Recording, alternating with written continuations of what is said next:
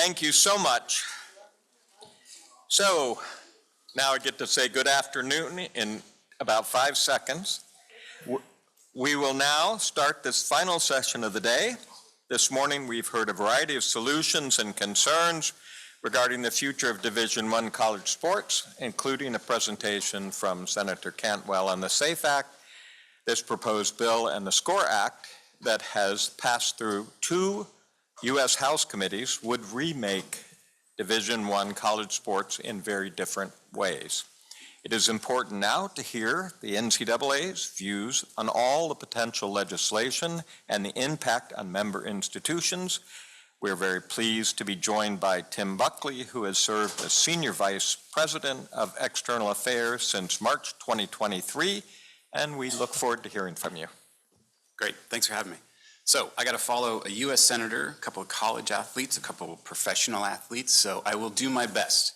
I'm going to talk about a couple of things before we get to the SCORE Act. I'm going to talk about record-setting participation scholarship levels that we've seen over the past several years, talk about how the NCAA funding and governance model works in regards to some recent proposals, including the SAFE Act, and then finally talk about what changes we've made at the NCAA and why we're asking Congress for help. So first, college sports are growing, they are not shrinking. The 24-25 academic year last year, we saw the highest number of student athletes participating on NCAA sports of all time. That year we also had the largest number of D1 student athletes participating since some point in the 1980s. We're now up to 550,000. That's a 15,000 increase year over year. Scholarships increased at the same rate. We are now up to $4.1 billion offered in scholarship dollars offered by NCAA schools during that 24-25 academic year. The year we're in now, 25-26, D1 is on track to add over 580 net new roster spots. There was some talks about cuts and adverse impacts to programs, but you have to count the total additions to understand the full picture of what's going on outside in the membership. So 580 net new on track in D1 for 25-26. If you don't count football, we have 470 net new opportunities to play at D1. And those numbers exclude schools that transitioned out of D2 and into D1. If you count those transitioning schools, you actually have 3,200 net new opportunities to play at the D1 level this current academic year. Schools are itching to get into D1. They are itching to operate at the highest level of college sports and participate in that success. The NCAA is also in the process of adding 3 new championships. Women's wrestling came online this year, and we have others, an Olympic sport, and we have others in the pipeline, including flag football as well. And now this is the 8th year in a row that we've seen this level of growth across the roster spots, the opportunities to play across all 3 divisions. 8 years in a row, no decline. Now, the NCAA is aware that there are cost pressures on campus. Everyone is aware of the cost pressures on campus. That's why the national office is doing everything it possibly can to find savings, to find efficiencies. We've kept overhead costs relatively flat over the last several years, in fact. And if it weren't for the escalating cost of these lawsuits, we would have been nearly at the rate of inflation for costs. We've also been maximizing revenue opportunities at every possible turn, and that allows us to return more and more money back to the schools. We believe that the biggest financial threat to college sports, to Olympic sports, to women's sports, is the prospect of forcing student athletes to become employees. Student athlete leaders at every level of NCAA are opposed to becoming employees. They cite not wanting their coach to become a boss. They cite the tax implications that comes with being an employee. Our schools at every single level, every single subdivision of D1 and across the association are opposed to their student athletes becoming employees. They cite the just ruinous cost implications of such a change. HBCUs, mid-majors, you name it. I don't think there's a school out there in the United States of America today that could afford to turn all of their student athletes to employees, increase their FTE headcount by 10, 15, 20% overnight. There would be cuts. The House settlement, which some have talked about earlier today, is optional. Schools don't have to participate in the House settlement. And even if they opt in to participate in the settlement, they can participate in it at any financial level that they want. There's no minimum. There is just the cap. Employment would not be optional. The case that's in court right now, called the Johnson case, is citing just the receipt of scholarships, the receipt of tickets to games that student athletes get so their friends and family can come. They're citing those things as the reasons why student athletes should be deemed employees of their institutions. So college sports is growing, but if we don't solve for the employment, those cuts will absolutely come. Now, unfortunately, the SAFE Act does not address employment, which I think was already covered earlier, but the SCORE Act does. That's one of the central reasons why we are advocating for it. Next, I want to just get into a little bit about the finances and about how inside the NCAA system, all schools have an important say in the most important issues facing college sports.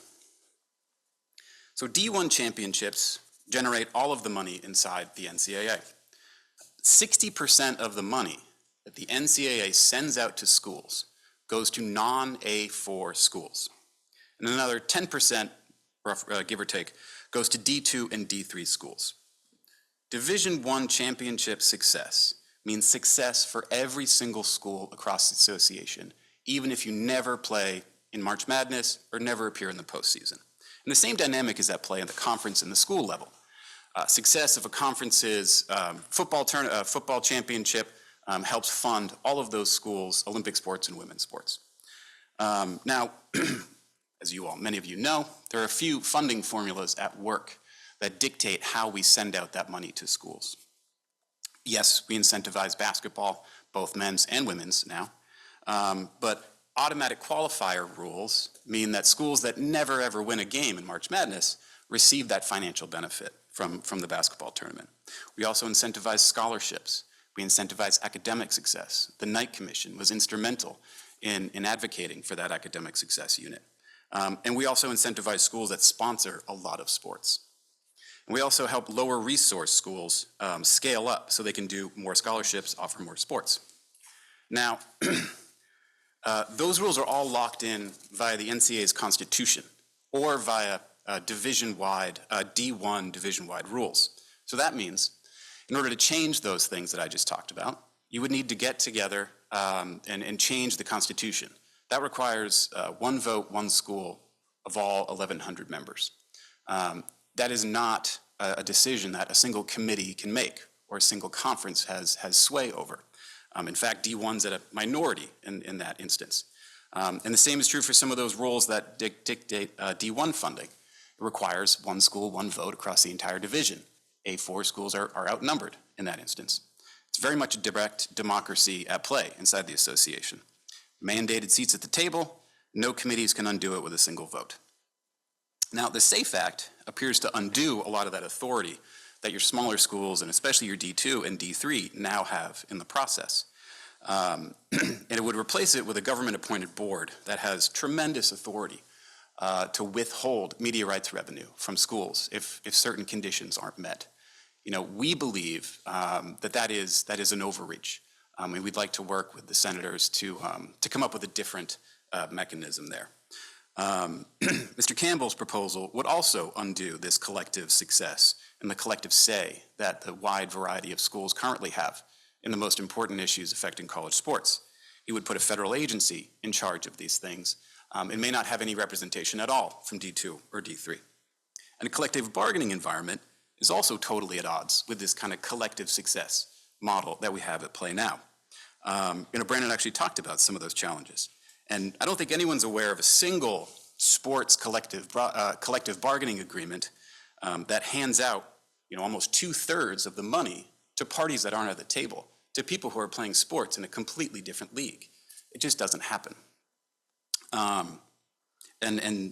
The House injunction makes a lot of what we heard called for through collective bargaining unnecessary.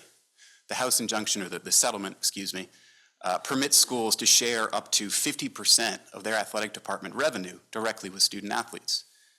It comes through both the cost, the value of a scholarship, plus that 22% number that you've heard directly in financial resources directly to student athletes. Look, there's no question that the system is not perfect. There's no question that it has faults. Given the numbers above, the record number of participation, the record number of scholarship dollars being handed out, the growing fan interest, it's also fair to say that there's a lot going right. And there's no question that change was very much needed, long overdue change in college sports. But the NCAA is making changes. Over the past 2 years, we've instituted new rules at the D1 level. Every school has to offer minimum levels of health care, mental health services. Scholarships cannot be cut if a student athlete is let go from a team. And student athletes are guaranteed 10 years to come back and finish their degree. We're also renegotiating media rights deals to generate way more revenue for our schools. The recent deal with ESPN that was renegotiated was a tripling in value. That allowed us to create an entirely new unit system for women's basketball. Now, for the first time ever, there are financial incentives to invest in women's basketball across D1 campuses. It also has national broadcast slots guaranteed for women's sports and Olympic sports. We are growing the exposure for Olympic sports, and we're increasing gender equity at the NCAA as well. And most importantly on the change list is that House settlement. Like I said, up to 50% of athletic department revenue can now be directed to student athletes in the form of scholarships and those financial benefits that I talked about earlier. But there's threats remain on the horizon. All of that success is under threat from a couple of factors.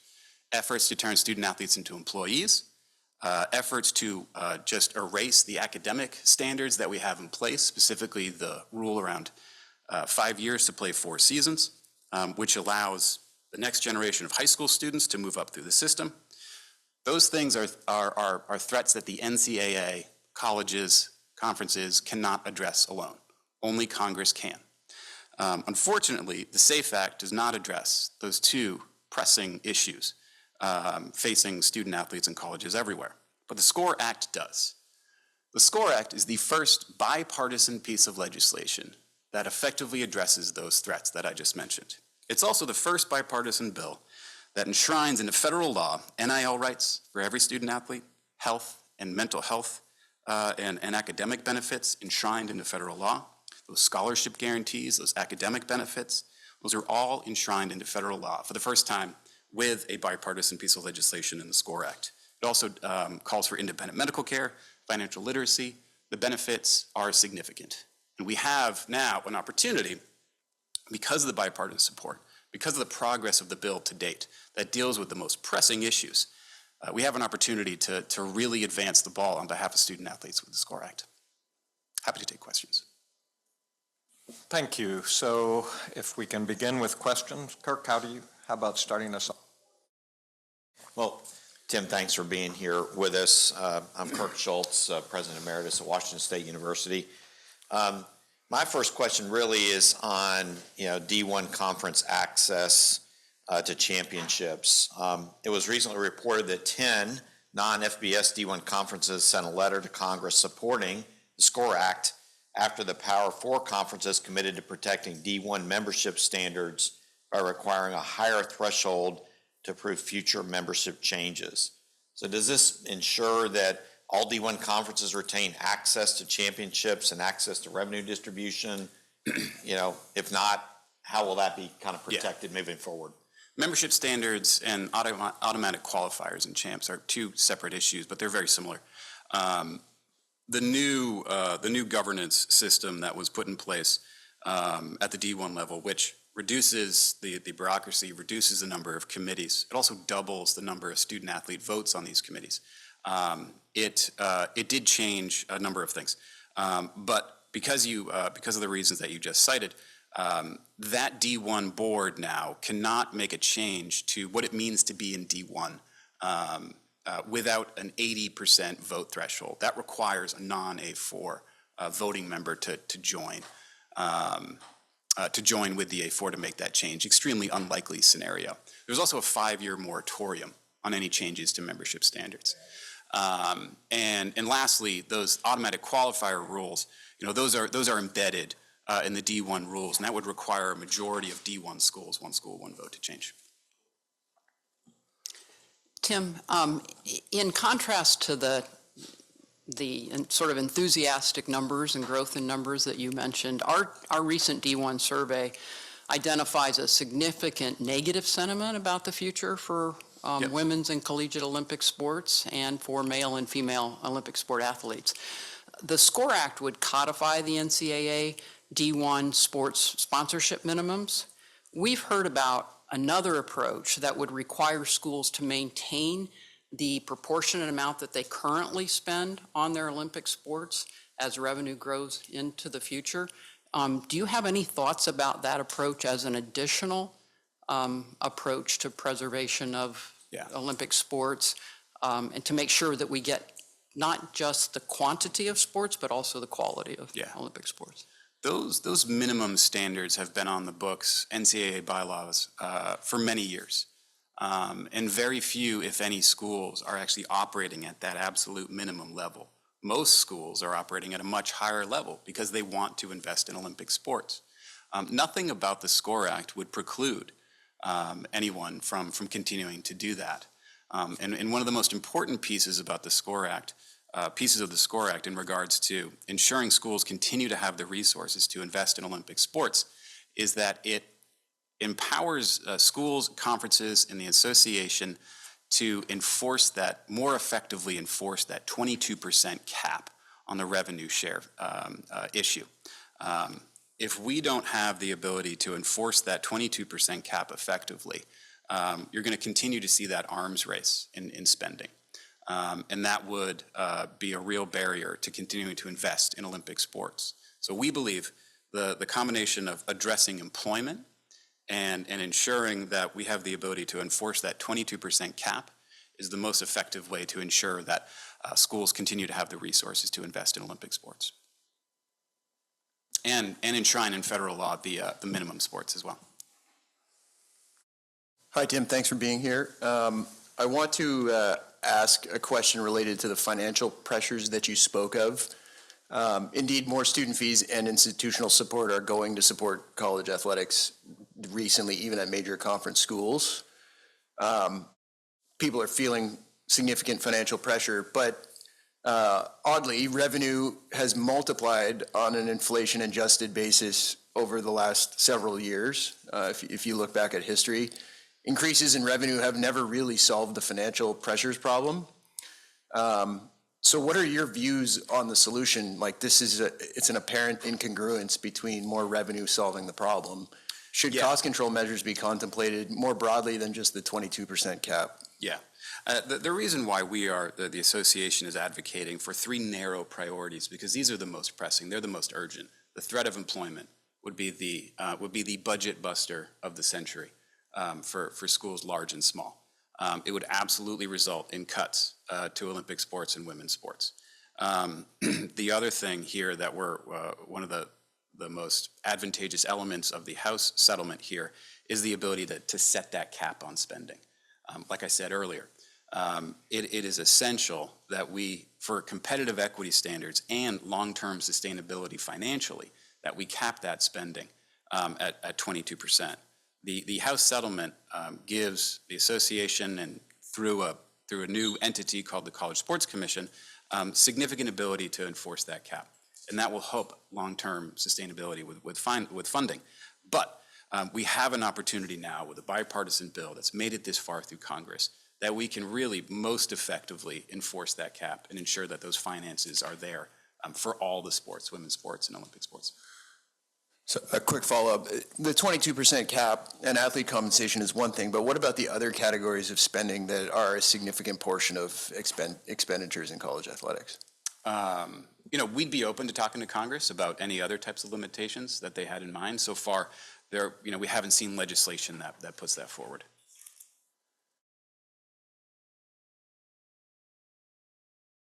Appreciate you coming out today. Jacques McClendon, former Division I football athlete. Some of the big complaints of the NCAA for the student athlete perspective is just not having that seat at the table, not having an opportunity to advocate or have power in terms of what decision or outcomes may come on their behalf.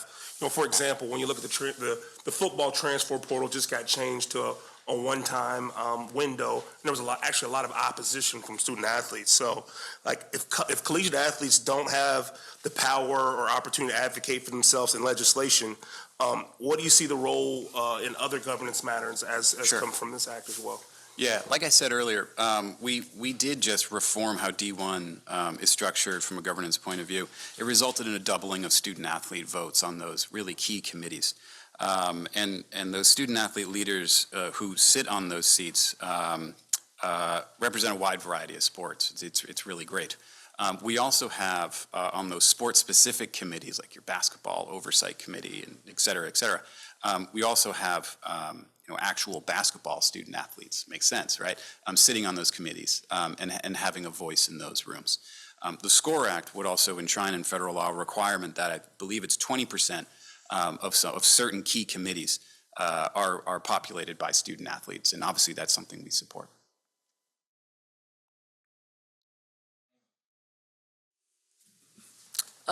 Thanks, Tim, for being here. Good to see you again.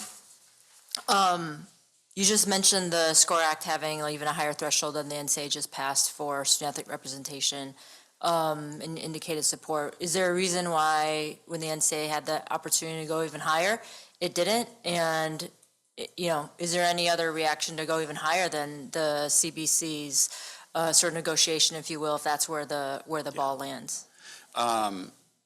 It's hard to speak to why we landed at the level that we landed at, but it is important to point out that it is a massive increase from the older system just in place several months ago. We think that's the right way to move. We're open to talking to members of Congress about going past that 20%. We understand the USOPC is closer to 30, right? Some people looking at that as a reasonable place to land, and we understand. The SCORE Act is not a perfect bill. It does do all those things that I just talked about most effectively on a bipartisan basis, first ever. But we understand that there's going to be a lot of negotiation between now and finishing a piece of legislation. I come from the government and politics world. I've been only working in college sports for about 3 years. But I know where you start is not where you end up all the time. So we're open to having those discussions.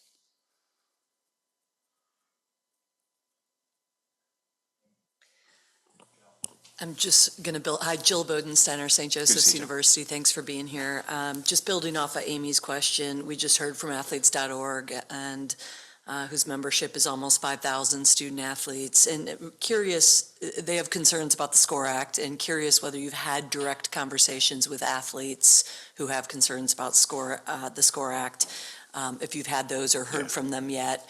And if so, what particular steps might you take to address their concerns? Yeah, I don't want to discount the level of support among student athletes who are active in the governance process for the SCORE Act.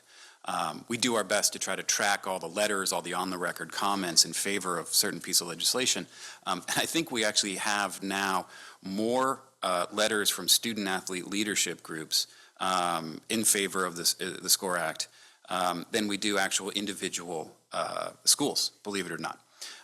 Now, we do have schools from across D2, D3, D1, every single, we have schools and conferences from every subdivision in D1 supporting the bill as well. But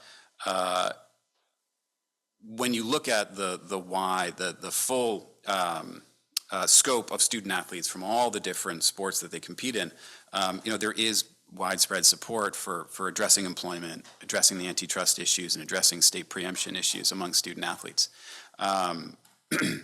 And we're open to talking to others about how we increase voice of student athletes as we move forward.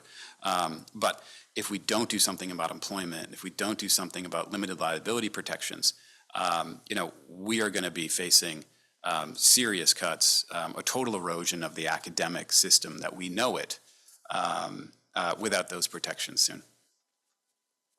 If I can ask a last question, our survey of D1 leaders suggests a level of lack of confidence in the NCAA's ability to lead. What aspects about the legislation that's opposed do you think would help the NCAA regain the confidence of its institutions? Sure. If you take a look at the 36 lawsuits right now around our eligibility rules, our 5 years to play 4 seasons rule, a single judge can declare a single student athlete, eligible to play on a preliminary injunction without even having a hearing. That's happening. We've won far more than we've lost. It's actually like 2-1, 3-1 on the preliminary injunction grounds. But depending on what state you're in, what judge your student athlete gets in front of, you could have a completely different outcome and they could be playing on Saturday. Whereas someone else, they don't know where the rules are going to land next. It's not surprising that athletic directors, coaches, folks in your survey are wondering how this is all going to work out. But I would argue without limited liability protections, we can't enforce our rules as effectively as we need to. And if you can't have effective rule enforcement, you're going to have people on the ground, your practitioners, wondering how is this all going to work out. So I'm not surprised to see those, given the total chaos on the eligibility front right now. But with the SCORE Act, empowering schools, conferences to set and enforce rules, I think we can make a lot of progress on that front. Thank you, and thank you for joining the commission here today. So before we conclude this session, let me remind the media and other attendees that a recording of these sessions will be posted on our website, knightcommission.org. Also, as a reminder, the results of the Division I Leader Survey conducted in partnership with Elon University poll is accessible on our website. I want to thank you all for attending, and this concludes our public session. Thank you.